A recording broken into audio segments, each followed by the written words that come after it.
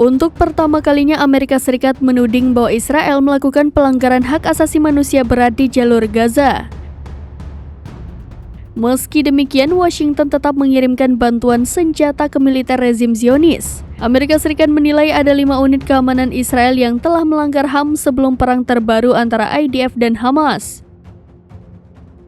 Namun, Amerika masih enggan memberikan tindakan tegas terhadap pelanggaran yang dilakukan oleh sekutunya itu. Bahkan pemerintahan Joe Biden pun terus menggelontorkan bantuan militer untuk negara Zionis tersebut.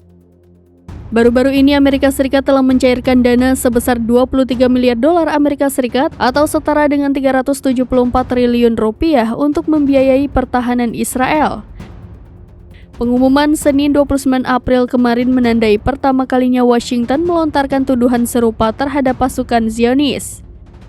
Semua tuduhan tersebut bermula dari insiden yang terjadi jauh sebelum perang Israel-Hamas dimulai pada Oktober lalu. Sebagian besar insiden terjadi di tepi barat dan tidak ada yang melibatkan jalur Gaza.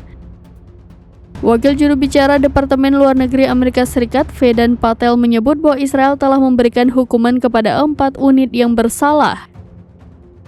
Namun Patel menolak memberikan rincian tentang pelanggaran yang diperiksa oleh pejabat Amerika Serikat.